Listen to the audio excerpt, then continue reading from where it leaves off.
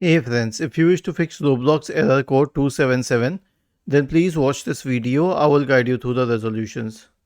Here's what we have to do.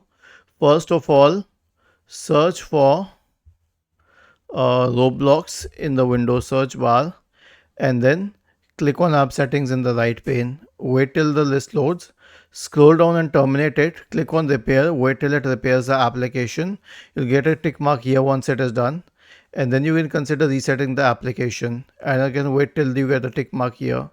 Once this is done, if it doesn't help, then you can uninstall the application.